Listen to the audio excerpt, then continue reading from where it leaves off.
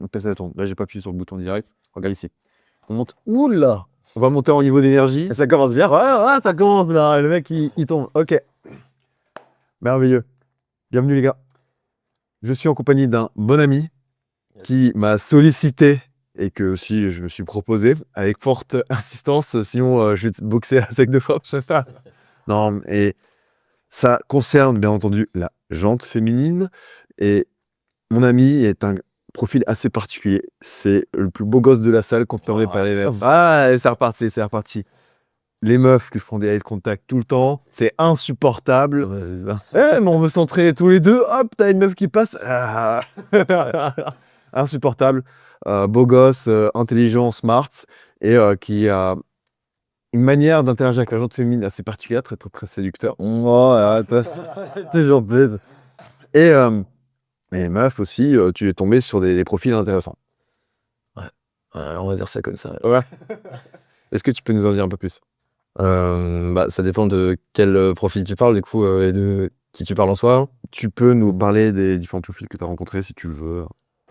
Je suis déjà tombé sur une jalouse maladive excessive. D'accord, c'est-à-dire, tu aurais des Ma exemples? première longue relation, on va dire, 3 ans, pour donner des détails, du coup. Je suis tombé sur, comment on appelle ça déjà? Une borderline. Ouais. Un profil psychologique très hard en soi.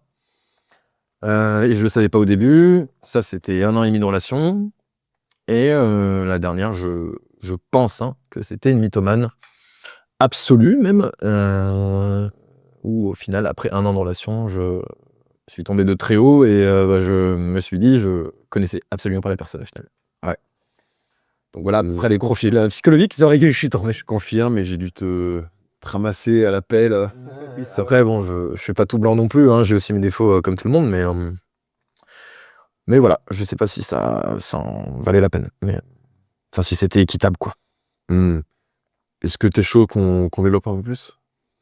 Ouais, pose-moi du coup certaines questions. Je sais pas de quoi tu veux qu'on parle du coup en détail. Ton premier profil, jalouse, ultra maladive, est-ce que tu peux développer des contextes, des situations? Comment... Après, ça remonte à très très loin quand même. C'était, je crois, 2019. Ok. De mémoire, 2018-2019. Après, moi, j'étais aussi un peu jaloux maladif, ça j'ai oublié de le préciser au tout début. J'étais un peu jeune, un peu con, j'avais pas forcément fait d'introspection aussi sur moi-même, de travail sur moi-même, de dev perso, etc. Donc, on va dire que j'ai pas mal expérimenté avec cette copine-là. Au début, c'était moi qui étais un peu jaloux, qui était pas du tout confiant en moi et qui, du coup, montrait mes peurs en fait à cette fille-là. Ouais. Et en fait, je pense qu'elle a peut-être fait du mirroring à la fin, où moi j'ai commencé à m'améliorer et au final, c'est elle qui est devenue comme ça. Et 10 fois plus que moi. Et c'était insupportable, c'était pas violent, mais c'était limite, ça en arrivait limite à là, quoi. Et c'est pour ça que je pense qu'on a coupé à la fin. Et voilà, quoi. Enfin, je sais pas trop quoi dire de plus. Ok.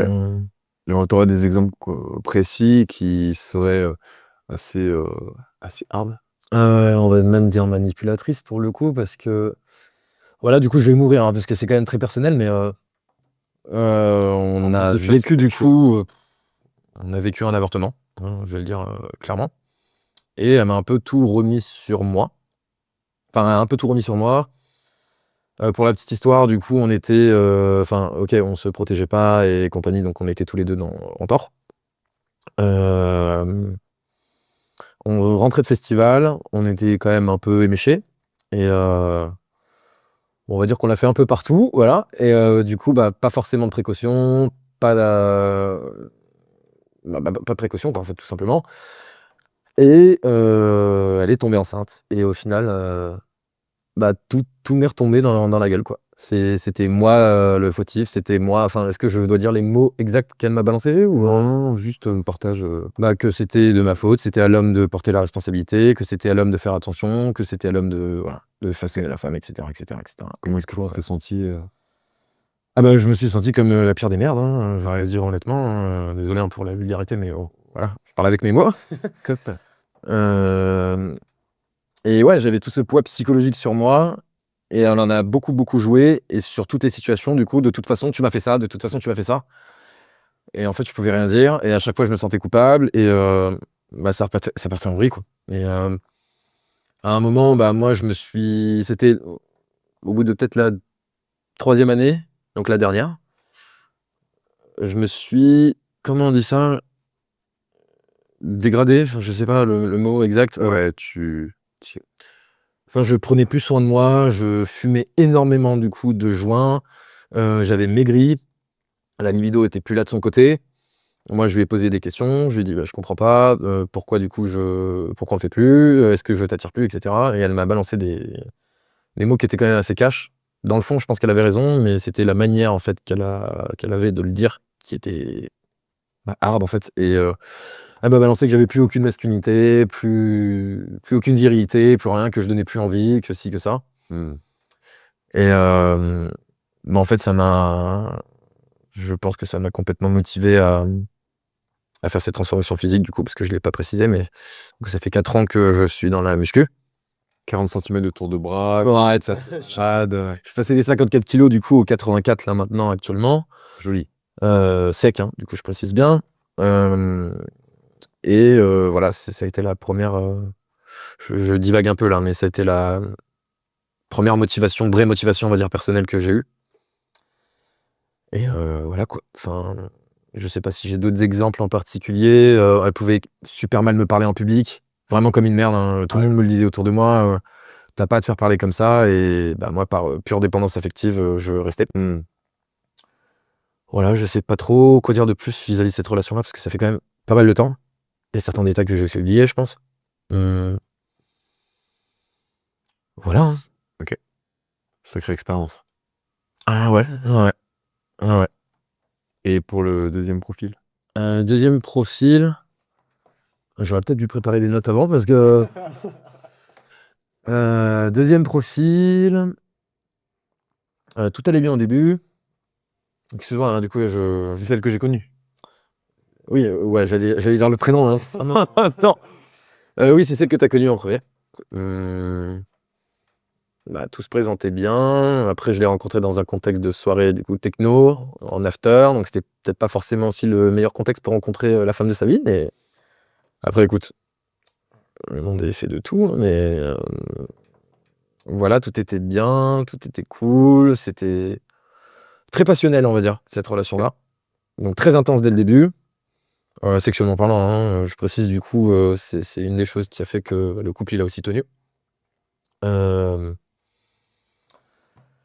Et puis après, j'ai commencé à voir les faces cachées de la personne où il y avait une grosse peur de l'abandon derrière. Où quand je voulais aller à la salle juste 1 ou 2 heures, et c'était pas possible parce que elle avait l'impression d'être abandonnée. Je pouvais l'entendre crier, pleurer depuis la rue, alors que la fenêtre était ouverte. Donc c'était quand même assez particulier. Et malgré ça, je suis quand même resté. Je lui ai quand même dit qu'il faut qu'elle se prenne en main, qu'elle se fasse. Comment dire ça? Qu'elle consulte un psy. Ce qu'elle a fait. Mais malgré ça, il y avait quand même de gros problèmes, quoi. Enfin, comment expliquer? Il y a des moments où je voulais pas forcément le faire. Hein, je pense que tout le monde comprendra, hein, le faire. Voilà. Et elle me laissait pas dormir, elle pouvait péter des câbles, etc. Au moment où tu t'endors, elle secouait le matelas en disant: «Tu fais quoi là? Enfin, tu t'occupes pas de moi», etc. Enfin, en fait, je pense que j'ai vécu du coup un peu le harcèlement psychologique que peuvent ressentir les femmes du coup à l'inverse. Donc ce qui était très drôle au final, mais enfin très drôle, je sais pas, mais voilà. Donc il y a eu pas mal de trucs comme ça.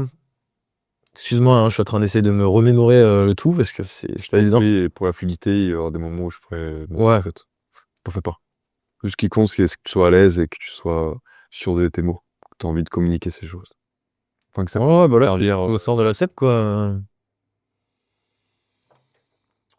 Et quand tu disais que tu cherchais sans cesse à 2 reprises te battre pour la relation, est-ce que tu penses que ça vient de tes valeurs fixes où tu te dis: «OK, on s'est engagé, mais on se bat, quoi». C'est dans tes principes? Ou est-ce que ça viendrait de blessures, de tes dépendances, ou peur d'abandon, rejet? Excuse-moi, j'ai pas compris le. Est-ce que tu pourrais me Ce qui t'a reprendre ça? amené à te battre pour tes relations, est-ce que c'était parce que tu souhaitais appliquer des valeurs, qui est de on se bat pour la relation, on va jusqu'au bout, on Ouais. marche pas comme ça, facilement? Ou est-ce que ça viendrait essentiellement de tes blessures, d'abandon, de rejet? Parce que quand on a la blessure du rejet aussi, on n'ose pas rejeter quelqu'un d'autre. Bah, en fait, je pense que c'est un peu des deux. Parce que j'ai quand même des valeurs familiales où bah, on se bat pour quelque chose jusqu'au bout. Donc, et j'ai eu ce modèle-là avec mes propres parents, où il y a des moments où ça pouvait mal aller, mais bah, ils se sont quand même battus pour que ça aille mieux. Donc j'ai quand même ces valeurs-là de base. Et puis oui, je pense que j'ai une sorte de... Je sais pas si c'est une peur de l'abandon, mais moi, mes années collège et lycée, elles étaient très particulières. Ça a été un peu les pires de ma vie, surtout Ouais. le lycée. C'est-à-dire? Où j'avais que des potes filles et pas du tout de garçons.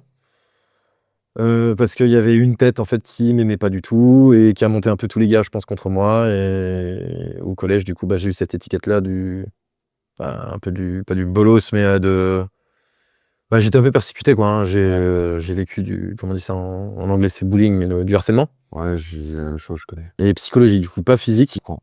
psychologique. Et je sais pas si je dois dire du coup le pays où je vivais, parce que là c'est un peu du coup. Non, Voilà, c'est pas, je vivais à l'étranger. Ensuite, j'ai bougé de ce pays-là à un autre pays pour mon lycée.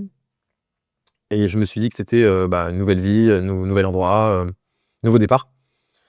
Et au final, ben, j'ai pas fait de travail sur moi-même avant. Et bah, forcément, l'étiquette que j'avais, ben, je l'ai toujours gardée. Ouais. Et ça s'est fait ressentir du coup au lycée. Et bah, y a beaucoup de gens qui l'ont vu et qui ont joué sur ça. Et au final, ben, c'était 10 fois pire.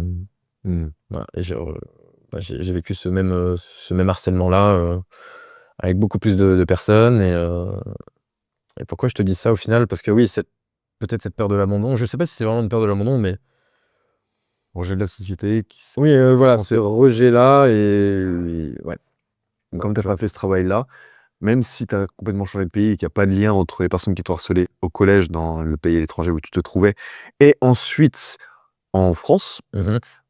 où tu as eu ta scolarité au lycée. Non, non, non. Le lycée, c'était du coup dans un autre pays. Ah, autant pour moi, j'ai Ouais. confondu. Et, Donc, j'ai fait des études supérieures du coup en France. donc il n'y a pas eu de lien entre les deux. Mhm. On met en pause. Ah oui, si. Là, je vais péter. Ok.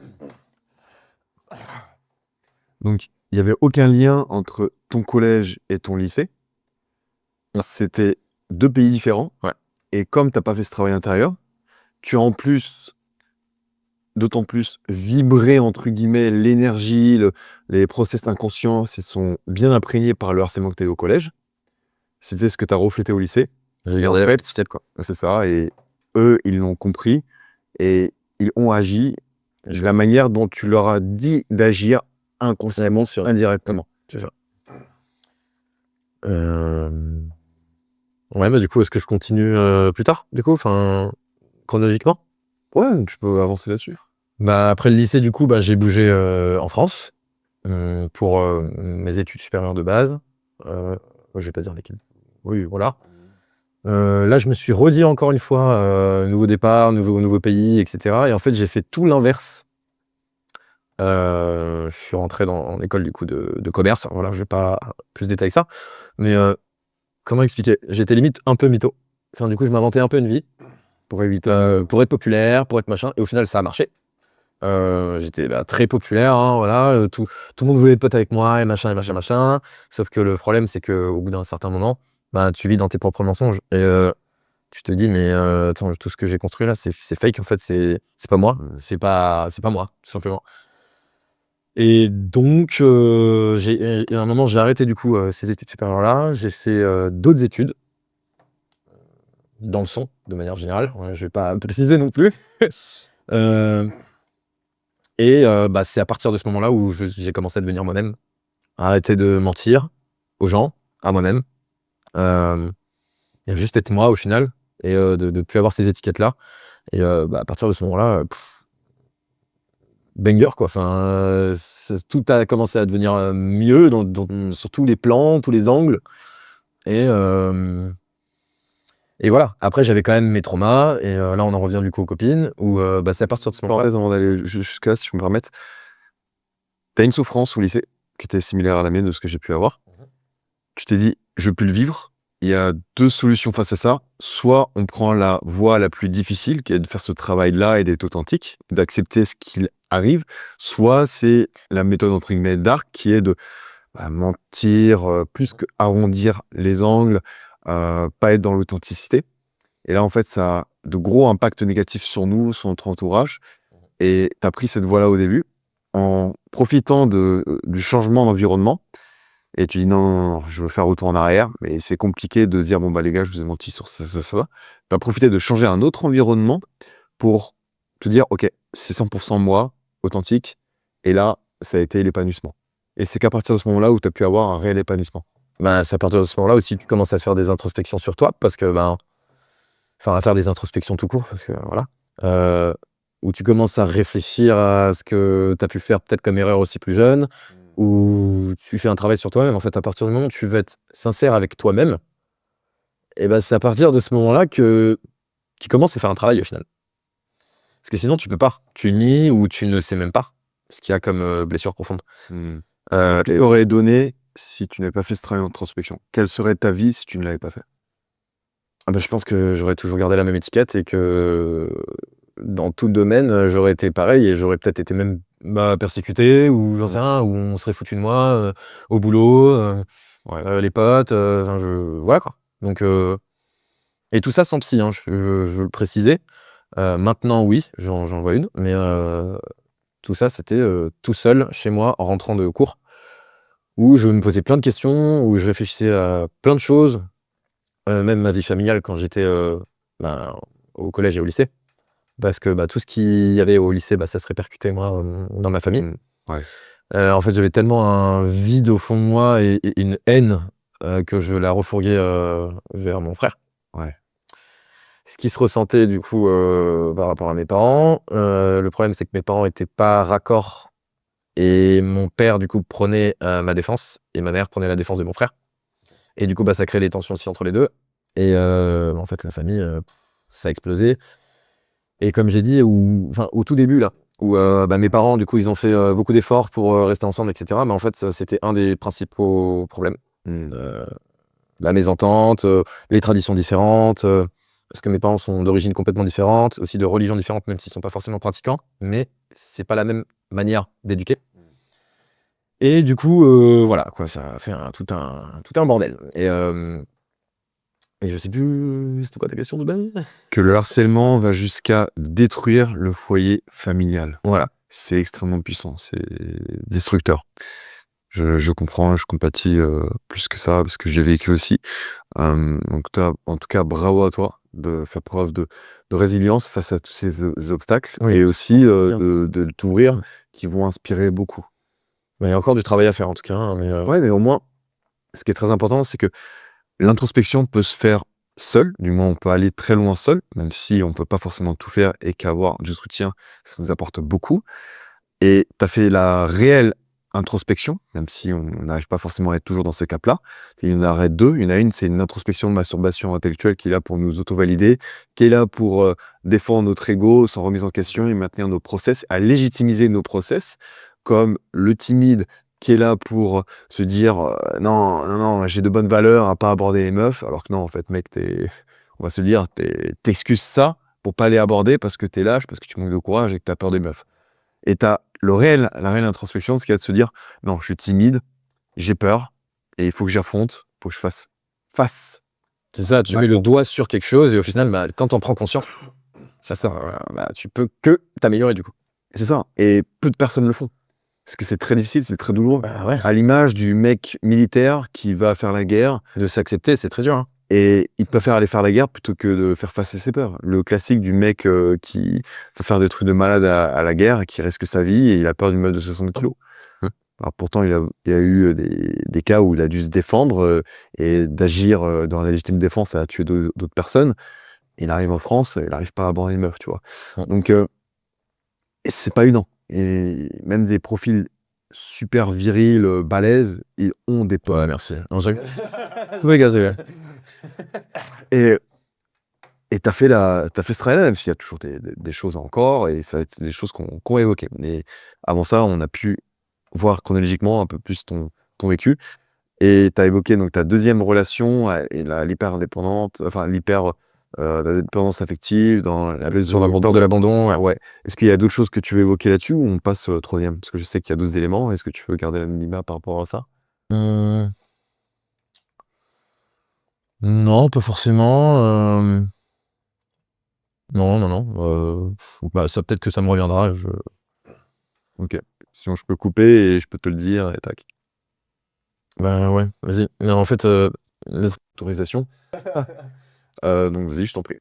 ouais, bah du coup, c'est vrai que j'ai complètement oublié de préciser qu'il y a eu beaucoup de tromperies. Tant mieux, j'ai envie de dire. Tant mieux, tant mieux. Oui, oui et non. Enfin, non sur le moment, mais oui, parce que du coup, ça te permet de t'améliorer, de comprendre certaines choses, de pas refaire les mêmes erreurs, etc. Après, je dis ça, mais bon, celle d'après, c'était un peu pareil, mais sur un plan différent. Ouais, bah cette deuxième relation, du coup, longue, d'un an et demi, il y a quand même eu 4 mecs qui sont passés, 4, dont un super pote. Ah mince. Ah, Mince, Vincent, c'est plus un trop. c'est un bon pote, hein, d'ailleurs, du coup, ouais. On a partagé la même copine, gars, c'est cool. Non, mais du coup, et ça, je l'ai su 9 mois après. Donc, Dur. enfin, pour le pote, hein.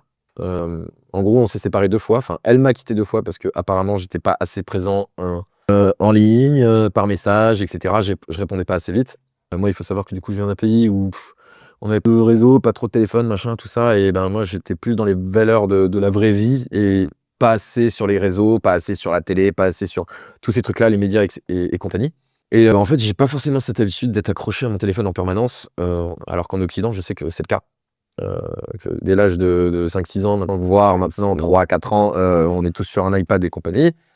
Petite parenthèse, les téléphones, faut éviter de trop les utiliser, ça détruit le cerveau comme pas possible. Ouais. Tu as une très bonne habitude. Et elle a plutôt une démarche avec sa peur de l'abandon, d'être un peu comme les femmes coréennes où on répond pas dans la demi-heure, elles nous quittent. Alors que le mec, Ah ouais, t'as les mecs qui sont addicts aux jeux vidéo et donc ils aiment être focus dans leur but pendant 2 heures et en fait, hop, vite, ils répondent au téléphone pendant qu'ils jouent. je le savais pas du tout. Ok.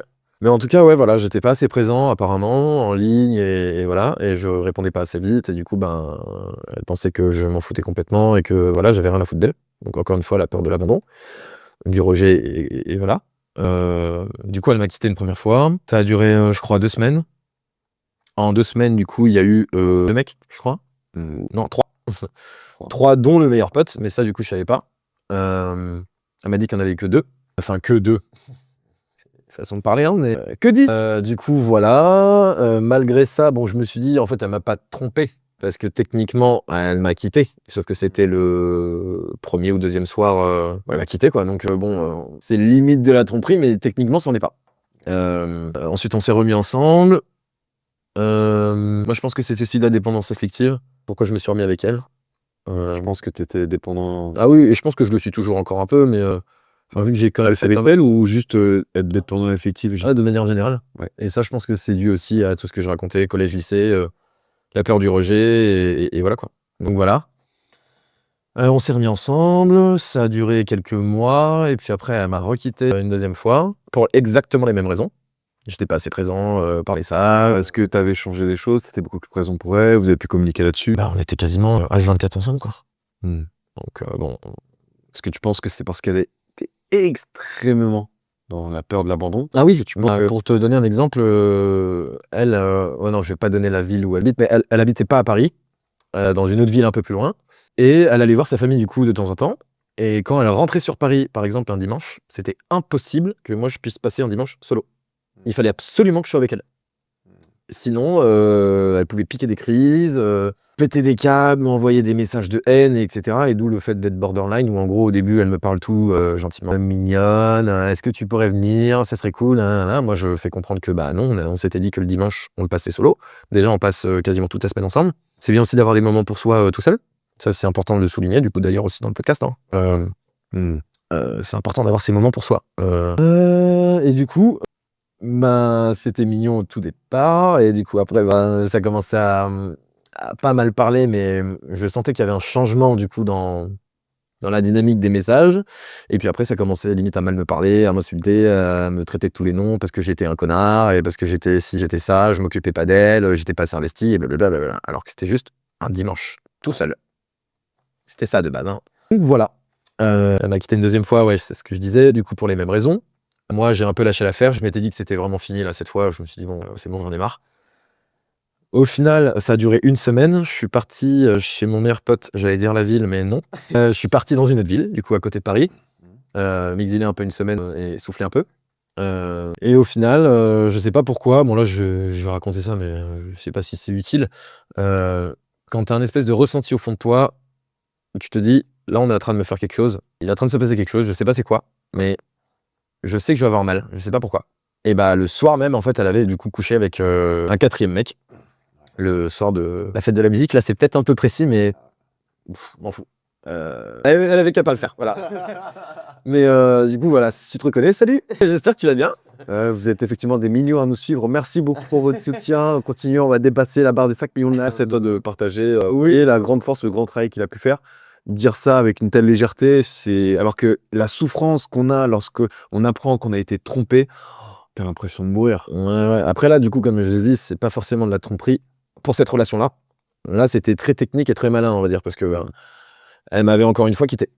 Donc, techniquement, elle m'a pas trompé, mais bon, si c'est pour se remettre après, Elle se énerve avec moi, une chose. Et si jamais quelqu'un peut aller vers quelqu'un d'autre, voilà. c'est. Donc, je reviens sur Paris. Elle m'envoie plein de messages pour me faire comprendre qu'elle a envie de me voir. Moi, je lui dis que cette fois-ci, j'ai été cash. Hein. Je lui dis, je serai le combienième.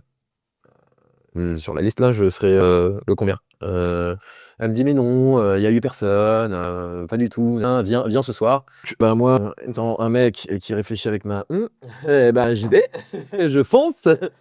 Et ce qui se passe, et en fait, je m'aperçois que là, ça va être très précis, mais je suis un peu obligé de le dire, qu'elle n'avait pas changé les draps.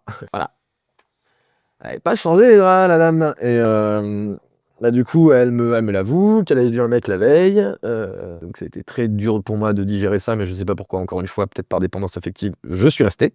Et au final, en fait, ça m'avait un peu dégoûté. Donc, moi, ma libido, elle commence à partir. C'est pour ça, d'où le fait que je parlais de libido, que voilà, machin. Ça, on n'avait pas mal parlé ensemble. Voilà, exactement. C'était même lors de notre rencontre, je crois. À peu près. On s'était rencontrés un peu plus tôt, mais pas avec cette. Non, pas voilà. Là, Mais après, on en avait parlé, effectivement. Et, jusqu'à 2h du mat. ouais, la salle est fermée depuis 2h. Ouais. 3h même. Et très bonne soirée d'ailleurs, c'était cool. Ouais, franchement, ouais. Et, du coup, voilà. Je reste avec elle. Moi, ma libido, elle commence un peu à partir. Littéralement, elle pète des plombs. Enfin, tout commence à aller de plus en plus mal. Et quelques mois après, du coup, j'apprends que il y en avait pas 3 des mecs, mais il y en avait eu 4. Et il y avait eu un super bon pote à moi. Et ex super bon pote à moi, du coup. Et ça, en fait, ça m'a totalement détruit psychologiquement. Je suis quand même resté avec elle. Je me suis lancé le défi. Parce que normalement, moi, ça, c'est next. Je me suis lancé le défi. Est-ce que tu es capable de pardonner ça? Ça, c'était un gros défi pour moi. Sachant que quand même, t'es un homme, t'as de l'ego. T'es pas quelqu'un qui. Donc, t'as un gros ego avec le travail que t'as pu faire. Ouais. Grosse estime de soi, l'amour de soi, non pas à l'extravagance, mais juste ce qu'il faut, quoi, en tant qu'homme. Et se dire à quel point Travailler je son pardon, pardonner, ça, c'est honorable. Travailler son pardon, c'est une des choses les plus dures. Hein. Là, je fais une petite parenthèse, mais du coup, c'est comme les personnes, je sais pas moi, les familles où il y a eu quelqu'un de tué et les familles qui pardonnent du coup à l'agresseur ou au tueur, à l'assassin. Je trouve ça, mais ça me fascine. Ouais. Le niveau de pardon, enfin j'ai pas le mot, mais le niveau qu'il faut avoir pour pouvoir pardonner à quelqu'un qui t'a fait du mal, c'est rien à dire.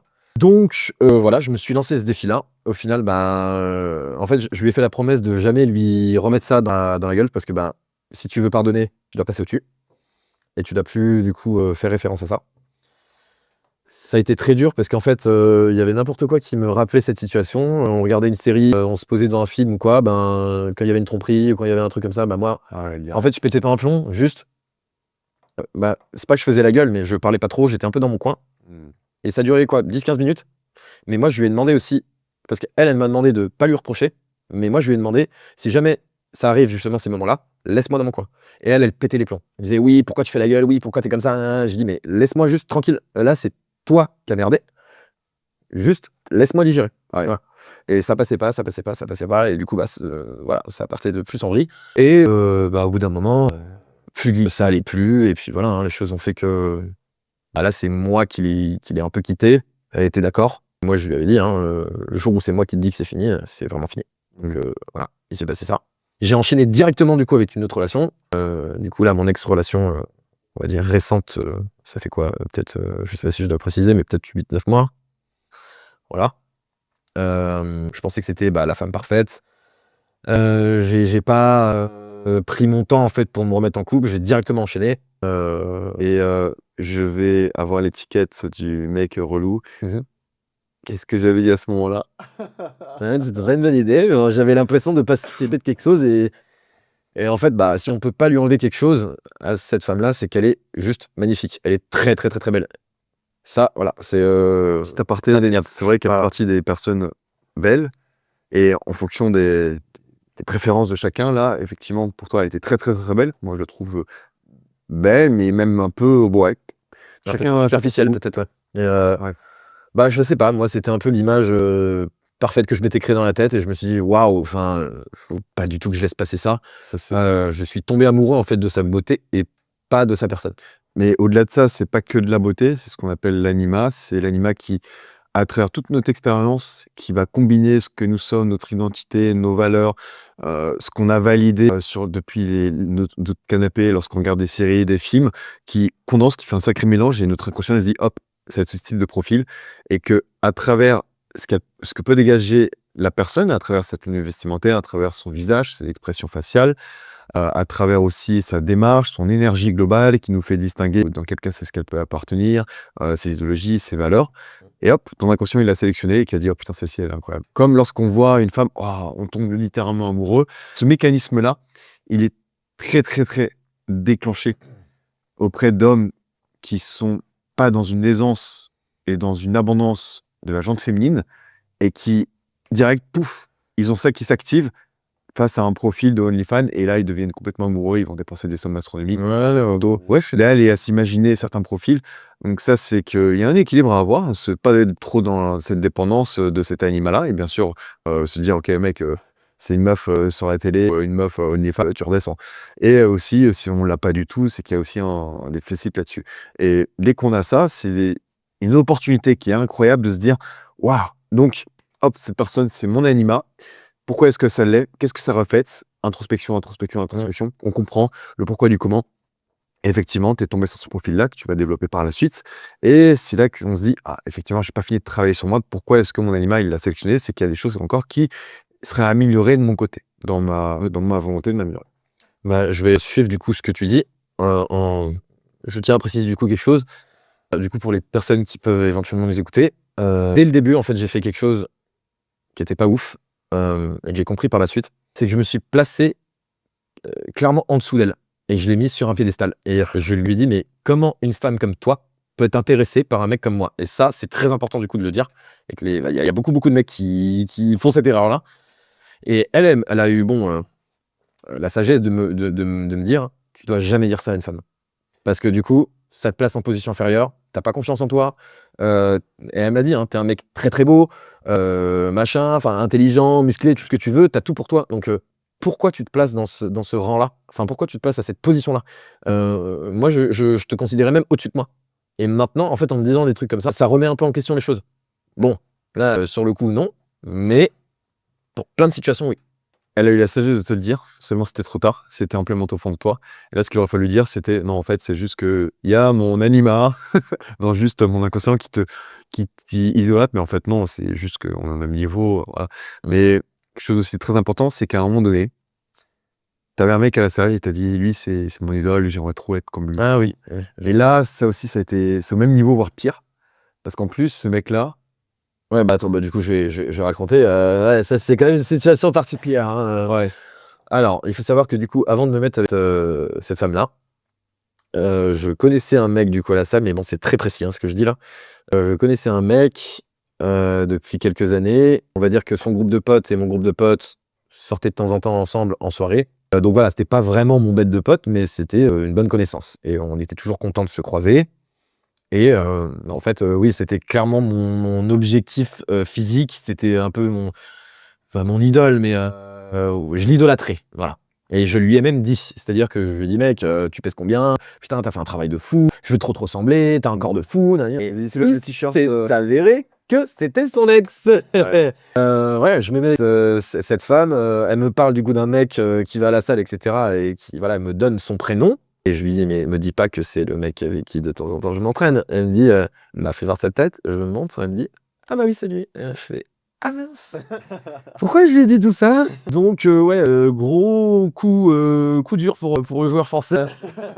C'était très compliqué à digérer, mais bon, là, c'est comme ça, hein. C'est les aléas de la vie, j'ai envie de te dire, mais je sais pas trop comment continuer là dans la conversation. En tout cas, bravo à toi, parce que punaise balèze, t'avais fait un gros travail là-dessus. On avait beaucoup évoqué, t'as aussi beaucoup de soutien à tes côtés. Ouais, T'as évoqué psy plus tôt, toi aussi, Hugo. avec grand plaisir. T'as évoqué la psy plus tôt, mais t'as eu d'autres personnes aussi qui t'ont soutenu, dont moi. On avait beaucoup échangé là-dessus. Fait des erreurs qu'on peut faire, qui est normal, et qu'après, il faut avoir une personne en face de soi qui a la sagesse de le dire, mais aussi la sagesse de comprendre ce qui a pu t'amener à dire ça, pour qu'elle puisse se rééquilibrer, ce qui n'a pas été le cas, parce qu'il s'est passé certaines choses. Et pour revenir à cette femme-là, c'est une personne, est-ce que on peut développer certains éléments qui la caractérisent? Ou est-ce que Bah, quand j'ai dit que c'était un peu une mythomane, en fait, je suis pas sûr qu'elle m'ait menti sur toute sa vie et sur toute la ligne, mais je pense qu'elle m'a menti sur plein de choses. Je sais pas si elle m'a menti sur son passé. elle t'a menti sur des choses pour qu'elle ait une certaine posture Oui, à tes yeux certainement. et que tu sois amené à agir d'une certaine Et avoir manière. pitié d'elle et du coup tout faire pour elle. Et on va dire que du coup elle était dépressive. Maintenant, t'as fait petit aussi. Voilà. Elle était sous médication. Tu l'as su avant ou enfin, au début de la relation? Comment non, je l'ai su dès le début. Ça, elle a été honnête, quand même transparente avec moi. Malgré ça, j'ai quand même resté, décidé de rester. Après, pour moi, c'est pas un critère, c'est pas un red flag non plus, hein. Si quelqu'un, bon, est sous médication et que tout va bien et qu'elle est suivie et que, bon, ça impacte pas votre vie de couple, bon. Au final, bah, ça a été le cas plus tard. Du coup, là, je pense que oui, il y a eu, pour le coup, le mot tromperie, il y en a eu plein. Et ça, je l'ai su à la fin de la relation. Je suis tombé de très parce que, bah, d'ailleurs, ce mec-là, du coup, de la salle, qui était son ex, bah, en fait, je l'ai cramé, j'ai ouvert son téléphone à un moment, c'était en fin de relation. Ça me ressemble pas du tout, je suis pas du tout comme ça, mais là, je sais pas, quand tu as une petite voix dans ta tête qui te dit: «Regarde le téléphone», je sais pas pourquoi, mais regarde, tu vas tomber sur quelque chose. J'ai ouvert le téléphone, je suis tombé sur plein de messages de mecs différents, des mecs que je connaissais même pas, et dont ce mec-là, du coup, de la salle. Je suis quand même tombé de très, très haut. Je sais pas si je dois te dire un peu les messages en détail, mais Non. voilà quoi, elle était clairement toujours sur lui, alors que ça faisait quand même 1 an, quasiment 1 an qu'on était ensemble, quoi. Et elle me disait que non, pas du tout. Enfin bref. Ensuite, il y a eu du coup, bon, je sais pas si peut-être tu vas le couper après, j'en sais rien, mais une célébrité française. C'est peut-être un peu trop précis, ça. Tu dis pas le nom. Après, de toute façon, je suis pas rattaché à la salle. Je n'ai jamais tagué ou évoqué le lieu ou autre. Bon, en tout cas, voilà, il y a eu quand même pas mal de personnes avec qui elle a parlé. Après, je sais pas si elle a couché, je sais pas si elle a dragué, je sais pas si. En tout cas, à partir du moment où déjà digitalement, il y a quelque chose qui se fait, pour moi, c'est la tromperie, hein. C'est la tromperie digitale. Pas forcément besoin d'avoir un rapport sexuel pour en même. Ouais. Voilà. Sacré bagage. Quoi rajouter de plus? Ouais, bah cette femme-là, en fait, j'ai tellement idéalisé pour te dire. Moi, le mariage de base, c'était pas mort, mais je l'envisageais pas du tout. Moi, mes parents, ça fait peut-être une quarantaine d'années qu'ils sont ensemble. Ils sont pas mariés. Et donc moi, j'avais pas cette comment expliquer, cette obligation-là de oui, il faut se marier. C'était plus ben, dès qu'il y a un mariage, il y a des problèmes. Ou enfin, j'avais un peu cette idée-là, tu vois. Et au final, bah, cette femme-là, j'étais prêt à me marier avec elle. Et d'autant plus que bah, je suis tombé de très très haut, parce que bah, c'était la première femme avec qui j'étais prêt à m'engager, à voir sur le long terme, et voilà quoi. Donc ouais, je suis tombé de très très très très haut. Parce que je me suis dit que je suis resté avec une personne pendant 1 an que je ne connaissais même pas en fait au final. Ouais. Et après j'ai su des trucs même 1-2 mois après la rupture où en fait ça m'a permis aussi de tourner la page plus facilement parce que ça m'a dégoûté d'elle. Je pense que j'aurais pu rester bloqué sur elle pendant 1 an ou 2. Mais là en 2-3 mois je commençais à me détacher parce que bah, j'ai appris encore d'autres choses. Et Pour te dire, c'est que ça a été compliqué pour toi de reprendre la salle de sport, tout comme moi. ah ouais, Ma grosse rupture, c'est très difficile. Il y a des moments où tu t'entraînes et en fait les larmes peuvent passer. J'ai perdu pas mal de poids aussi. Ouais. Ouais, perdu pas mal de poids, moi aussi. On a un ami en commun aussi à la salle qui a eu même ce moment-là, enfin la même chose, au même moment pratiquement, et qui disait qu'il pouvait craquer et se mettre à laisser les larmes couler une force. Ouais, c'est quand on avait discuté dehors à 3h du matin. C'est ça. Un autre fois où on est resté devant la salle à blablater pendant des heures. Et ouais, la jante féminine, elle nous fait beaucoup parler d'elle. Hein. Ça, surtout à notre époque. Ouais. Bravo, ça c'est encore un autre sujet. Mais... Bravo à toi en tout cas, Rafa Fas. Et maintenant, il y a aussi une demoiselle. Ah oui, bah oui, j'ai détaillé. Ouais. Bah là, du coup, ça fait, on va dire, peut-être 8-9 mois que c'est fini, du coup, avec mon ex. J'ai rencontré, du coup, quelqu'un par le biais des applications de rencontre. C'est la première fois, enfin, du coup, sans me vanter ou quoi que ce soit, là, je dis les choses sincèrement, j'ai pas mal de matchs sur les applis de rencontre, mais je suis jamais allé plus loin que 3-4 messages. Enfin, pour moi, c'est surtout on dit ça, nourrir son ego, quoi. Moi, ça allait pas plus loin que ça. Ça me permettait de me dire que bah, je plaisais encore parce que après ma relation là, je t'ai dit, je suis tombé de très haut. Je me sentais littéralement comme une merde. Ouais. Je trouvais que j'étais plus attirant, que j'étais plus beau, que j'étais plus si. Enfin, Même si tout le monde autour, t'as souvent autour me disait, ah, mais t'es plus beau de la salle, t'as un mec que tu considérais comme l'un des plus beaux et t'as dit ça t'a fait plaisir aussi. oui, c'est vrai, mais du coup, c'est difficile à croire, quoi. Enfin, et au final, bah, ces applications de rencontre là, ça quand même, ça te permet de te dire, ah, je plais quand même. Tu te testes sur le marché. Ah, ok, c'est cool. Donc voilà. Et là, c'est la première fois du coup que je date parmi vraiment, c'est pas pour me vanter, mais parmi des centaines de meufs sur les applications de rencontre, c'est la première que je date. Je devais partir du coup dans mon pays de base en vacances en fin d'année et on s'est dit qu'il fallait qu'on se voit quand même une fois avant que je parte. On s'est pris un café pour te dire. De base, on devait se prendre un verre, mais au final, bon, les choses ont fait qu'on n'a pas pu. On s'est pris un café. Moi, j'étais quand même assez stressé parce que c'était la première fois que je datais une meuf comme ça de nulle part. Je suis très à l'aise en soirée ou avec des potes de potes, hein, mais là, une fille que tu connais ni d'Adam ni d'Ève, c'est quelque chose. Ah ouais, parce que j'ai même fait une blague au début. Je lui ai dit, mais c'est ici l'entretien d'embauche, ça se passe comment En plus, le café, il était tout petit. C'était. Wow. Au début, je la regardais même pas dans les yeux parce qu'elle a un regard bleu mais perçant. Du coup, tu te dis, mais ouais. Enfin, bref. Donc, très cool ce moment. On s'est dit que justement, on avait envie de se revoir. Moi, du coup, j'ai pris mon avion. Je suis parti un bon mois et demi. Du coup, voir mes parents, c'était histoire de me ressourcer aussi, d'avoir un autre contexte, de souffler un peu, de prendre une nouvelle bouffée d'oxygène avant de reprendre une nouvelle vie du coup en rentrant à Paris. Et en fait, pendant un mois et demi, on n'a fait que de parler tous les jours par message. D'ailleurs, je pense que c'est la fille avec qui j'ai le plus parlé par message. Comme je t'ai dit, je suis pas du tout téléphone. Alors là, je pense que si j'additionne toutes les conversations Instagram que j'ai, je pense que ça les dépasse. En une seule convo. Franchement, même moi, je me surprends.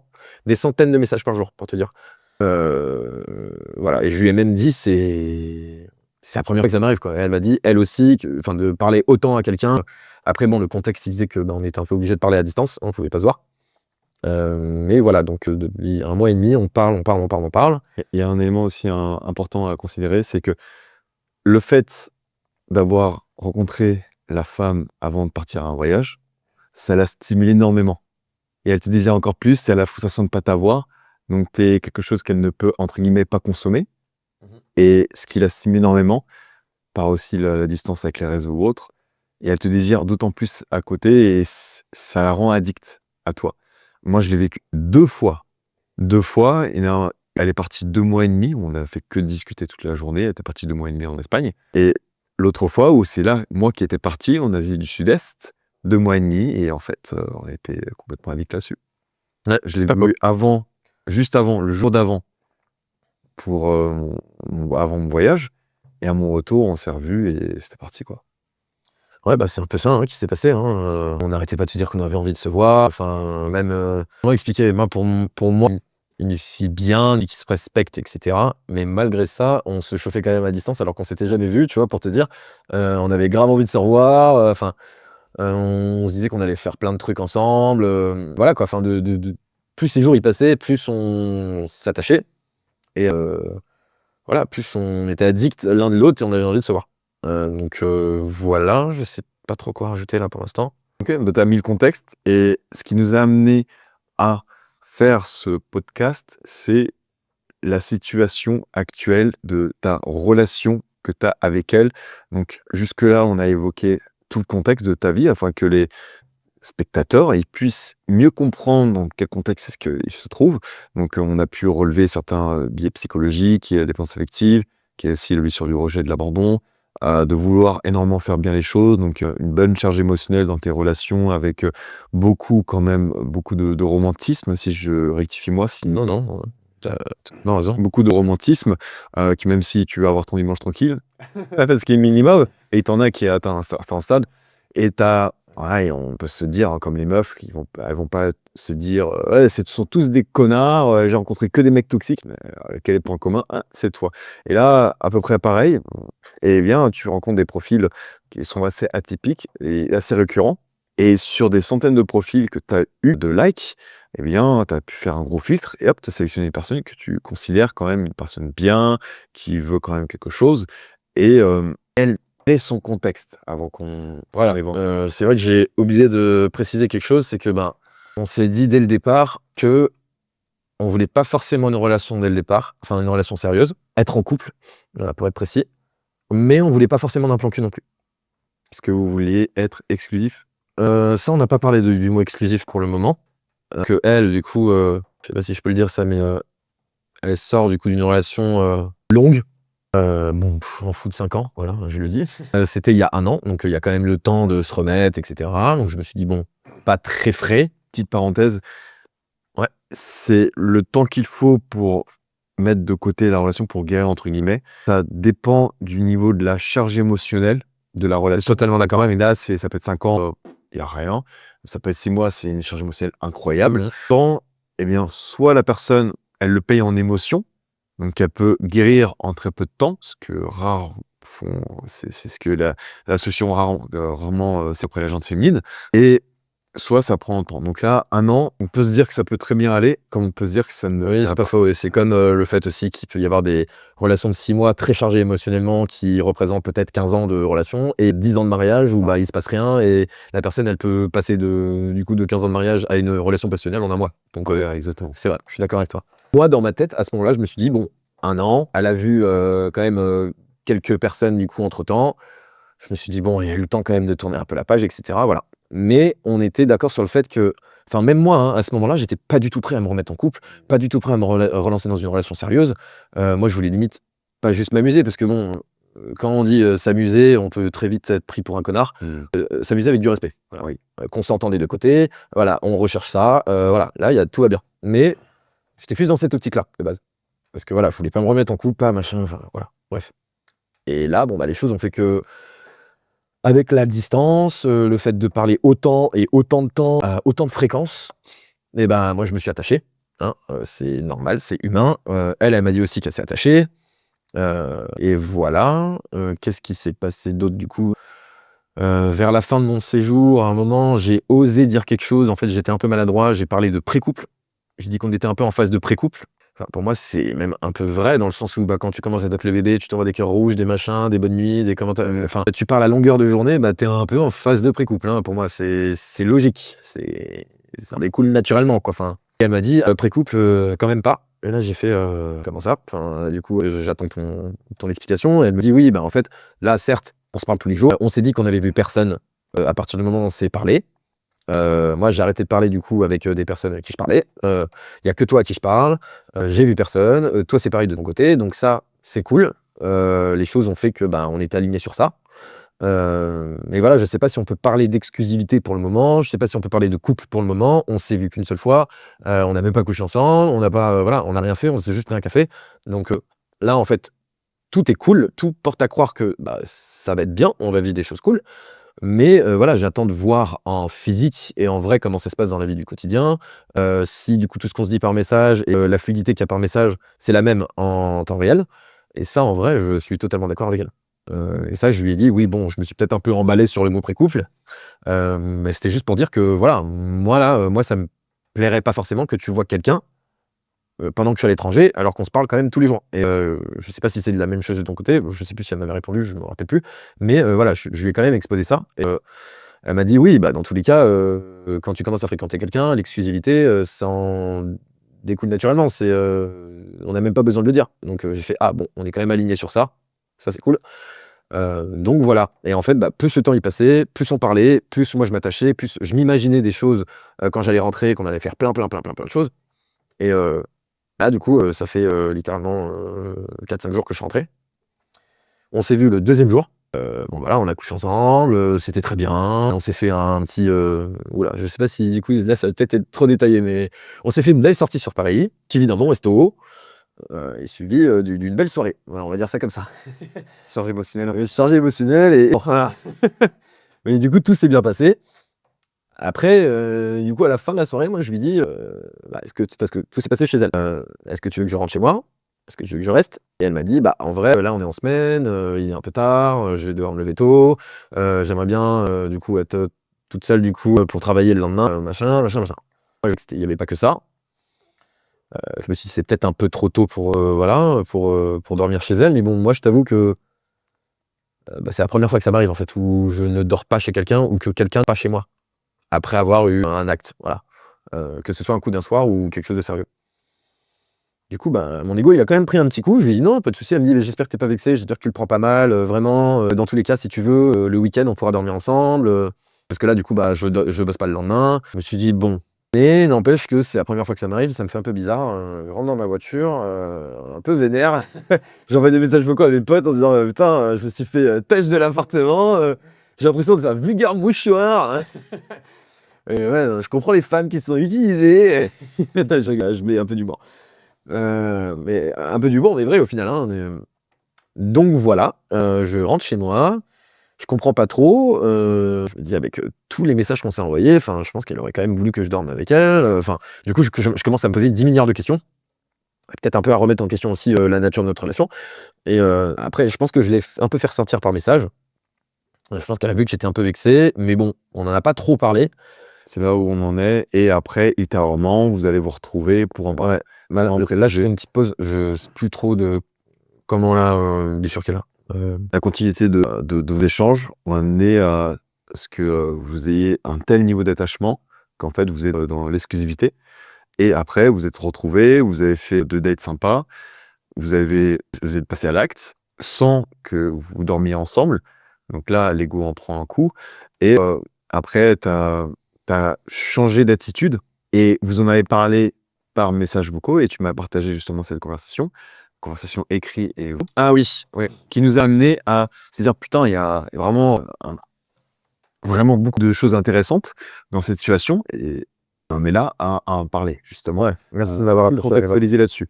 Et dans ces situations, effectivement, c'est quelque chose qui est pas évident, c'est qu'elle met toute une série d'actions qui dit bon en fait, on est comme un couple.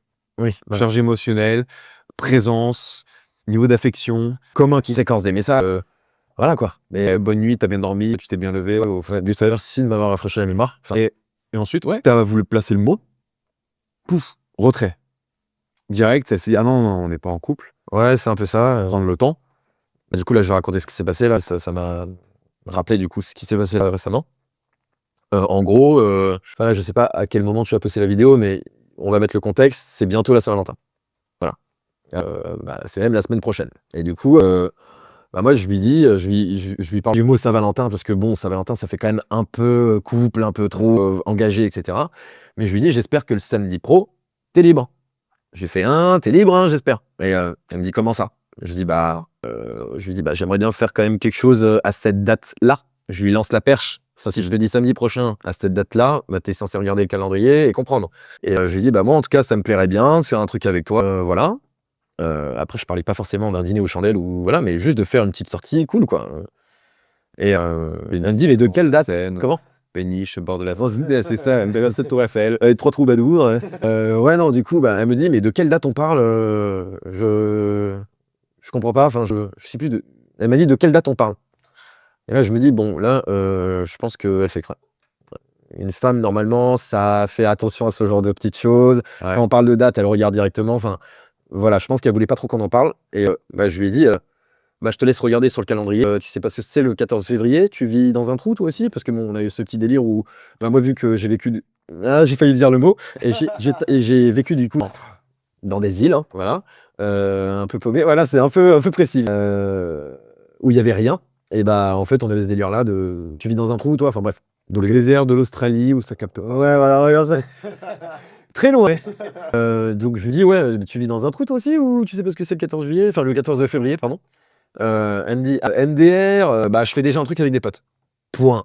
Waouh! Moi je me dis: «Ah ouais, c'est sec quoi». Enfin même pas un merci d'avoir proposé ou «Ah, c'est mignon» ou j'en sais rien, mais Tu percutes dans le bide, t'as plus de jus, quoi. ah là, ouais, même plus de rien, plus de bide. Et elle me dit: «Ouais, je fais un truc avec des potes». Elle m'a dit, je me rappelle plus trop. Elle m'a dit: «Gros week-end festif de célibataire en vue», non, «Gros week-end festif de célibataire PTDR». Moi, je t'avoue que c'est pas trop passé, hein, le mot célibataire. Oui, elle a dit qu'elle allait faire une soirée afro, et cetera. Là, c'est peut-être un peu détaillé, là. Là, c'est peut-être Ah là, t'as beaucoup détaillé. ouais, là, tu couperas ça, je pense, afro, tu crois. Enfin, je sais même pas, en fait. Ça sert à rien, mais après, dans tous les cas, les personnes concernées ne vont pas regarder le contenu. Mais pour revenir à l'essentiel. Donc là, il y a une personne qui a agi comme si vous étiez en couple. Tu as voulu placer le mot retrait, refus. Vous avez fait des dîners, donc charge émotionnelle quand même importante. Vous êtes passé à l'acte. Hop, elle redescend. Boum. Qu'est-ce que ça peut dire? Premièrement, c'est que ce qu'il a supposé. Après, gardons en tête aussi que j'ai partagé ta vidéo avec les vocaux à une demoiselle, qui a donné son retour. En fait, elle a bien évoqué que c'était bizarre. C'était bien bizarre. Bizarre, il y a plein d'incohérences. Une femme, elle cherche au contraire à sécuriser quand c'est le bon. Donc, qu'est-ce qui peut amener quelqu'un qui agit comme un couple, qui refuse de poser une étiquette et qui veut malgré tout, qui est contente d'avoir une charge émotionnelle et après elle redescend rapidement? C'est qu'elle ne veut pas le statut. Est-ce que je peux être cash à dire les choses? Elle se violence. Elle t'a mis en point B. Elle te sélectionne pas comme étant un partenaire avec qui elle peut faire entamer une relation sérieuse parce qu'il y a des critères peut-être qui ne la valident pas. La conversation que tu m'as partagée, on voit que tu es dans une posture pas à l'aise. Elle direct se met en posture de confrontation. D'ailleurs, mec, dans les grandes lignes, j'exagère, hein. Dans les grandes lignes, mec, t'agis pas comme un homme. Je te rectifie, je te cadre, je t'éduque. Elle s'est mise en posture d'autorité dans ses messages vocaux. D'un côté, tu as bien réussi à avouer, tu t'es rétracté, à avouer, en expliquant. Il y a des phases où tu t'es mis à te justifier. Et là, ça passait pas très bien. Donc, elle était dans une position de leads. De ton côté, tu as essayé d'être gentil, à détourner avec de l'humour. Alors que c'est le moment où tu dis non, il fallait se poser, il fallait imposer. Et c'est justement la posture que tu as dit que tu voulais le faire et que tu as compris que Ouais, mais on va dire, j'ai mis un froid. J'ai instauré un petit froid après ces messages-là parce que moi, ça m'a pas du tout plu. Normal. Mais je l'ai pas dit sur le moment. J'ai pas dit que ça m'avait pas plu, etc. J'ai juste arrêté de parler à la même fréquence que un mois et demi. Je répondais à 2 messages sur 10. Et du coup, elle a compris que là, il y avait un froid et que ça passait pas. Elle m'a dit: «Mais qu'est-ce qu'il y a? Qu'est-ce qui se passe? Je comprends pas, là, tu réponds plus, enfin, tu plus comme avant». Et bah, du coup, je lui ai avoué et je lui ai dit: «Bah, écoute, ouais, bah, là, je te mens pas, j'ai essayé de faire passer ça sur le ton de l'humour au début. Là, ouais, bon, effectivement, je suis désolé si j'ai instauré un froid, mais voilà, c'est pas trop passé. Là, ce que tu m'as dit, week-end, festif de célibataire, non, ça passe pas». normal. Et du coup, elle m'a expliqué que, bah, clairement, que pour le moment, elle voulait pas de relation sérieuse, que j'étais clairement pas sa priorité. Elle me l'a dit mot pour mot et ça m'a fait quand même bien mal. Mais elle m'a dit: «Voilà, hein, je suis désolé, ça va peut-être te faire mal, faut le prendre avec des pincettes, mais bah, là, tu es pas ma priorité. Si j'ai organisé des choses, je vais pas les annuler». Enfin, elle a dit quelque chose de très important, une heure chargée. Elle a dit quelque chose de très important, c'est que je ne veux pas qu'on prenne trop d'avance dans notre organisation, dans notre planification. Je veux prendre mon temps et Dès que j'ai un peu de créneau, on peut se faire un truc comme ça. elle m'a dit, en gros, ce sera soit au dernier moment, soit je veux bien faire un effort pour du coup s'organiser quelques dates. Mais ouais, pour l'instant, ça, c'est comme ça. Donc, je t'avais partagé également un podcast qui évoque aussi cette charge émotionnelle, dans lequel il y avait l'homme qui s'engageait énormément, alors qu'elle, pas du tout, qui lui envoyait un message à 21h en disant vas-y, viens, on va se voir, on va se faire plaisir. Et que là, au contraire, elle a dit bon, bah, ok, on quitte notre relation exclusive et on se met que dans une relation voilà, légère. Donc, ça, c'est quelque chose qui, c'est assez binaire. c'est entre guillemets l'homme binaire qui veut tout ou rien, pas d'ambiguïté, qui peut casser un peu la séduction auprès de la gente féminine. Et là, c'est la situation dans laquelle tu te trouves. Donc, ok, on a fait un diagnostic rapide. On a vu ce qu'elle attendait.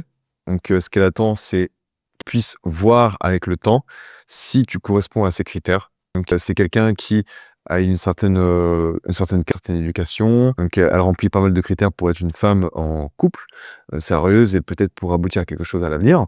Et elle regarde un peu toi, comment est-ce que ça donne. Qu'est-ce que ça donne? Et donc là, il suffit juste d'étiqueter. Donc, on ne va pas évoquer dans la vidéo, malheureusement, parce que ça fait un peu trop privé. Il y a des éléments et des coches à cocher pour que tu correspondes sans bien sûr mentir, tout en étant authentique, pour que tu correspondes à ces critères. Et qu'il y ait une corrélation. Et que si jamais elle veut pas, tant pis. Et que, comme tu as pu bien me l'expliquer à plusieurs reprises, tu t'imposes dans tes limites. Tu dis, ok, moi je veux ça. S'il n'y a pas ça, ok. Mais sans mettre une charge émotionnelle importante. Et que tu montres que tu es détaché. Et que si ça prend fin, t'es ok. C'est ça, pour que les téléspectateurs comprennent, je la vois ce soir, juste après. Et c'est justement la conversation un peu sérieuse qu'on aura. Et moi, je vais quand même être clair sur quelque chose, c'est que même si on n'est pas en couple tout de suite, et ça je comprends, on s'est vu qu'une fois, et c'est tout à fait normal de ne pas se mettre en couple directement, c'est même sain, d'apprendre à connaître l'autre, de voir comment fonctionne le quotidien, etc., etc. Même si on n'est pas dans une relation sérieuse, couple, etc., pour le moment, je veux que ce soit exclusif. Et ça, je suis intransigeant là-dessus. Je ne pourrais pas en fait me projeter à long terme avec quelqu'un qui voit d'autres personnes en fait en même temps. Donc certes, on peut prendre notre temps, mais que tous les deux. C'est plus que légitime parce qu'à votre niveau d'engagement, lorsque vous avez échangé, vous vous êtes vus pour la première fois, vous avez échangé pendant 1 mois et demi pendant que tu étais en Australie, dans Groenland, et jusqu'à une centaine de messages avec des t'as bien dormi, bisous, vous êtes chauffés, vous vous retrouvez, vous avez eu 1 ou 2 rapports, vous avez fait resto. Là, vous agissez un peu comme un couple, mais vous vous attendez avant d'officialiser. C'est tout à fait normal, tout à fait normal et légitime. Et on a ce stade-là, c'est là où on trouve que c'est très bizarre, mutuellement. Saint-Valentin, soirée, célib, entre potes, danse afro, qui chauffe un peu, le jour de la Saint-Valentin. C'est pas un date comme ça, c'est rempli de symbolisme. Qui râle le plus entre les hommes et les femmes pour respecter le Saint-Valentin? Ce sont les femmes, parce que c'est un poids de symbolisme qui est très important. Les hommes l'oublient même, parfois. Voilà. Voilà, sauf les hommes romantiques comme toi et moi, où on aime bien, Investi, quoi. on investit là-dessus. Et elle, non. Et sa démarche, c'est pas, bah, écoute, ça va trop vite, je préfère faire ma soirée tranquille entre copains-copines à la limite, ou juste me mettre tout seul devant Netflix à profiter tranquillement, plutôt que d'avoir un date avec toi. Ou alors juste un date, mais léger, juste un verre classique, sans prise de tête, chill. C'est pas ça, c'est soirée célib, danse afro, danse collée serrée. Ouais. Donc là, il y a quelque chose de vraiment très bizarre, qui me permet de comprendre qu'effectivement, en allant en allant direct dans les diagnostics, elle te voit un peu comme un plan B. Elle regarde là-dessus si tu as les autres critères, et elle s'ouvre quand même des possibilités de pouvoir entamer une relation avec d'autres personnes en se disant, bah tiens, il y a mieux ailleurs. C'est douloureux. Oh, pardon. Ça sera coupé au montage. Coquet, c'est le fin. On est potes à ce moment-là, ça y est. Ça, tu le couperas quand même. Punaise, il y a des choses qu'on a coupées. C'était épique, mais on est obligé de couper, les gars. On est obligé par la minima, on est obligé de conciser un peu le diagnostic. Et là, en fait, ce qu'on tombe là-dessus, c'est elle s'ouvre à d'autres opportunités pour voir si elle a mieux. Et ça, c'est quelque chose à ce que tu puisses.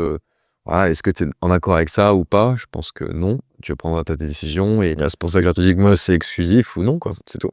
Après, il y a exclusif et exclusif. Exclusif, oui, porte ouverte, ou exclusif, pas de porte ouverte, à éventuellement passer en relation sérieuse. Ah non, mais moi, c'est exclusif avec une porte ouverte. Ok. Bon, ok, non, porte ouverte, relation sérieuse, c'est ça que je veux dire. Ah, ok, pas une porte ouverte, c'est ce qu'il y a de mieux ailleurs. Ah non, non, bah non, pas du tout. Ah, non, c'est pour le moment, on sait pas trop, mais avec une perspective d'évolution. Voilà. C'est beau et c'est ça. Donc, on est cette voie-là. Voilà, on avait un peu exposé mes intentions et mes limites. Voilà. Donc séance muscu avant, épaules, bras, voilà, t'as un centimètre, tu te congestionné comme on aime. T'as tout compris. Donc je pense que cette expérience de podcast. Bon, c'était cool, hein. Après, moi, je suis assez ouvert, hein. J'ai pas forcément de tabou ou quoi. Je peux parler un peu de tout. C'est juste que là, bah, je pouvais pas trop détailler non plus les situations parce que bon, ça se fait pas non plus pour les autres personnes. Elles ont pas forcément donné leur consentement de. Alors, son nom, son prénom, c'est la date là. Ah, c'est Voilà, j'ai même son compte en banque si tu veux. Je rigole, c'est Netflix, c'est parti. La police, si vous m'entendez, c'est pas vrai. Mais oui, non, franchement, c'était cool. Ça permet de se libérer un peu plus aussi, hein. C'est un peu comme une séance de psychanalyse aussi, hein, directement. Voilà, hein. J'espère que ça pourra aussi aider certaines personnes à mieux comprendre leur situation si elles n'ont pas fait d'introspection ou si elles posent des questions et qu'elles n'ont pas forcément creusé très loin du coup dans leur passé ou dans leur vie ou dans que sais-je. Voilà, si ça peut aider, avec plaisir. Là où il y a le plus de valeur dans ce podcast, c'est pas forcément le diagnostic, on est obligé de couper, on est obligé de raccourcir et d'aller directement à la conclusion et pas d'expliquer tout le process, qui était fortement très très très intéressant, et que pour te le refaire, je vais te refaire la vidéo que j'avais faite. Là où il y a plus de valeur, c'est ton explication d'avant-après, c'est là où tu étais, ce que tu es devenu, qui même si on n'est pas parfait, mais il y a une grande et belle évolution. Toujours s'améliorer. Exactement, il y a une grande belle évolution qui t'a permis d'atteindre un certain stade de ta vie, qui est vraiment incroyable. Et que ça résulte par ta résilience à la conscientisation de ton inconscient. La résilience. Tu m'as perdu. La résilience, donc faire preuve de force, là où ça fait mal, où c'est difficile. On accepte des vérités difficiles au fond de soi. Ouais. La résilience à conscientiser, donc c'est-à-dire, ah ok, j'avais ça au fond de moi, dans mon inconscient, dans des programmes automatiques. Ok. Dans ton inconscient, qui est un domaine qui est au fond de soi, mais qu'on n'a pas de visibilité. Comme on n'a pas des yeux qui regardent à travers de nos faisceaux sanguins. Et là, c'est pareil, mais pour le cerveau, pour voir tous les mécanismes, toutes les blessures intérieures. Et ça, c'est extrêmement difficile. Des personnes, ils prennent toute une vie pour atteindre ces stades-là. Et que même après toute une vie, il y a encore plein de choses qu'on ignore. Ça, c'est le cas pour des experts de très très haut niveau. Ensuite, très important, c'est qu'il y a un concept qui s'appelle l'individuation. L'individuation qui n'est pas individualisation. L'individuation, qu'est-ce que c'est? C'est, ok, on a notre identité, on est un mélange de tout. Et dans ce tout, en fait, il faut cerner toutes les influences qui fait qu'on est ce qu'on est dans notre identité. L'individuation, c'est de repérer, ah tiens, je suis influencé par cette idéologie-là. Je suis influencé par cette religion-là. Ou par cette religion-là. Je suis influencé par les valeurs qui ont été transmises à travers ces films ou ces séries. Et qu'on est tous influencés. Et derrière, par exemple, il y a le dossier Epstein qui fait fureur. Donc c'est un pédocriminel multimilliardaire qui est envoyé par un certain gouvernement pour éviter la censure, pour tenir parler de cerises des hommes très très haut placés dans les pays occidentaux, pour faire pression pour que le pays d'où est-ce qu'il vient puisse avoir plus d'emprise sur tous les pays occidentaux, afin de sécuriser ça. Et à travers plein de trucs à satisfaire leurs grands vices horribles, pédosataniques, et d'autres choses encore plus extrêmes qu'on ne peut pas évoquer ici. Et pourquoi est-ce que je parle de ça? C'est parce que aujourd'hui, maintenant, le public, il a accès à, ah ouais, ok, tout plein de leviers psychologiques. Et on sait que tu as des films de notre enfance qui nous ont stimulé énormément les peurs de l'abandon et rendre plus, entre guillemets, normal la souffrance qu'on ferait à l'égard d'enfants, comme des films comme Pinocchio, où on enlève les enfants, où on les torture, Bambi, la mort d'un de nos parents, le Roi Lion aussi pareil, dans lesquels ce sont des films où on a une grande affect, avec de magnifiques animations réfléchies, mais on nous met des programmes à l'intérieur. Et l'individuation, c'est de cerner tous les programmes qu'on nous a mis au fond de nous, qui fait que on peut être beaucoup plus sensible à certaines blessures. Et des enfants de 5 à 10 ans, ils regardent ça et en fait, ça passe inaperçu, hop, ça passe comme ça. Et pourtant, Bambi, hop, traumatisme à l'égard des enfants parce que t'as la mère qui meurt. L'enfant, il s'imagine, ma mère, elle, pouf, grosse blessure au fond de soi. T'as 5 ans, t'as pas les armures. J'avais pas vu ça comme ça. Et ça, c'est une démarche très importante à faire pour avoir un réel sentiment de liberté ou ne serait-ce qu'avoir la vraie liberté. Au-delà de la liberté financière où on peut aller n'importe où, il y a une liberté cognitive, psychologique et émotionnelle. Et faire ce travail-là, ça demande beaucoup d'efforts et à atteindre un stade où tu es limite en mode ouais, on m'a trompé par le passé, je m'en bats. Et franchement, ça, c'est très honorable.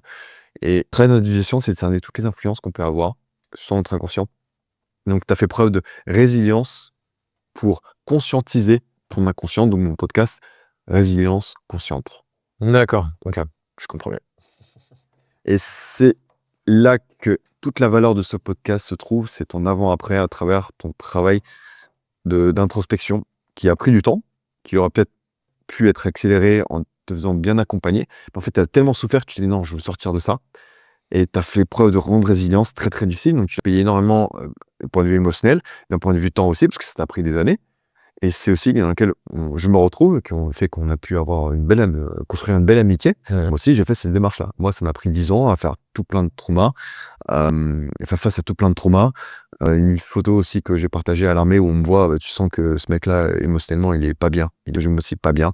C'est de ça sur lequel j'ai pu bosser. Et aujourd'hui, on peut me sentir mieux, même s'il y a encore des choses à faire. Ça, en fait, qu'on veut partager à travers ce podcast, c'est que qu'importe où est-ce que nous nous trouvons actuellement, on peut atteindre des sphères beaucoup plus hautes de confiance en soi et de pouvoir intérieur, entre guillemets, qui nous rendrait résilients à la vie, même si ça ne serait pas de la résilience, parce que résilience, ça voudrait dire que on nous attaquerait, ça nous ferait du mal, mais on résisterait.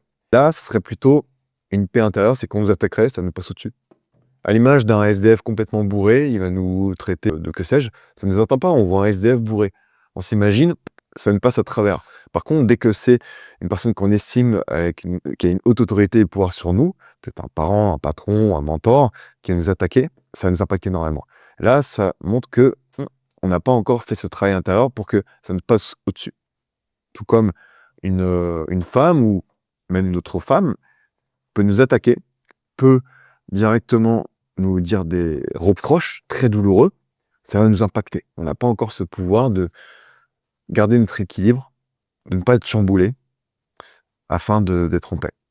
Et ça demande du temps, ça demande du courage, parce que ça va nous demander de faire face à des choses au fond de nous qu'on n'a pas forcément envie de le voir, avec notre inconscient, il sait qu'on n'est pas capable de l'encaisser.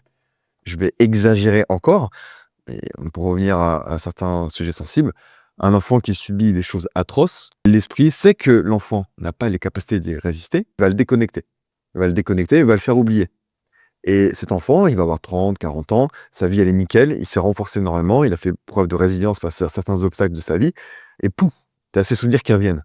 Parce que l'inconscient, il est capable de lui dire « Ah mec, c'est bon, t'es un bonhomme, entre guillemets, j'exagère, t'es capable d'encaisser ça, donc on va te montrer ce que t'as au fond de toi, parce qu'on sent que t'es capable de l'encaisser, et une fois que t'es capable de l'encaisser, l'accueillir, l'accepter, ça va te résoudre énormément de choses dans ta vie, et te sentir beaucoup plus en paix. Et on a tous nos bagages, à une certaine échelle, on vulgarise, ou du moins on extrapole, on diffuse énormément le terme de trauma. Traumatisme, c'est quelqu'un qui a subi des choses atroces, quelqu'un qui a vécu la guerre, la famine, des emprises psychologiques très fortes. Et aujourd'hui, on a ce qu'on appelle plutôt les psychotraumas. Quelqu'un m'a pas renvoyé mon bonjour, on tenait la porte, ou on a eu une rupture qui était difficile. Psychotrauma, qui a un impact malgré tout sur la psychologie des individus. Et en faisant ce travail d'éclaircissement de notre inconscient, on est capable de cerner ses influences et cerner aussi nos process automatiques. Alors, qu'est-ce qu'un process automatique? C'est, ok, il y a eu stimuli, on m'a rejeté, ça m'amène à agir d'une certaine manière. On m'a rejeté, je me mets à rejeter la personne aussi, je me mets à rejeter toutes les personnes autour de nous. Ou alors, ça peut être à l'inverse, j'ai peur d'être rejeté, on m'a rejeté une fois, pouf, je veux absolument m'attraper à des personnes. Tout comme que tu as pu évoquer, donc c'est des mécanismes qu'on peut revoir chez toi et que tu as encore malgré tout, même si ça fait un grand travail, même si on a été capable de comprendre nos process et que on arrive à le voir à chaque fois. La seule solution pour ne plus les avoir, c'est de se confronter à ça dans des situations et de fournir des efforts petit à petit, comme avec la muscu. Pas mal, la transition. Toujours, il faut. Merci à toi. Dernier mot? Bah faites comme lui, pas comme moi. Oh non, je rigole, j'en suis très rigole. Non, mais ouais, bah si cette chaîne-là et ce podcast-là peut aider pas mal de monde, c'est avec plaisir, quoi. Donc je souhaite à tous les téléspectateurs de s'améliorer sur tous les plans possibles, de s'informer, de consulter un psy. Il faut savoir aussi consulter un psy de fausses croyances, c'est pas qu'on est fou, c'est juste qu'on s'améliore. Exact. Ça, il y a beaucoup de gens qui ont encore cette fausse croyance-là. Donc voilà. Je vous souhaite à tous de vous améliorer sur tous les plans, d'aimer les autres, d'aimer son prochain, de vous aimer vous surtout. Parce que si vous vous aimez pas vous, vous ne pouvez pas aimer les autres. Et vice versa. Donc voilà, que du bonheur, que du love.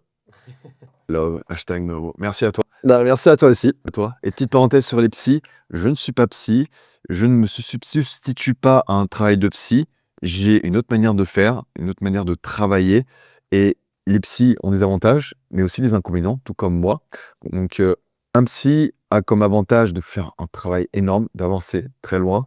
Et comme inconvénient, c'est qu'il faut trouver les bons. On est dans l'ère freudien avec 10, 20, 30 ans de retard par rapport au monde occidental. Et ça pose problème. Il y a beaucoup de psy charlatans, beaucoup trop. Et j'ai des personnes qui reviennent vers moi. Ouais, coucou, je me suis fait suivre par ce psy de renom depuis plus de 8 ans. J'ai mis 50 000 dans l'accompagnement. Je lui dis, tu vois pas de problème? Non, non. Bah d'ailleurs, petit placement de produit, ma soeur, non, je rigole. J'ai pas de sœur, qui est pas psy. Je rigole. Voilà. Merci à bon, enfin, franchement, Écoute, on fait ça claque. Allez, chante-toi là-dessus. avec plaisir. Merci à toi pour moi, pour mon contenu et pour les spectateurs. Avec plaisir. Let's go. Ciao. Ciao. Aïe, aïe. C'était cool.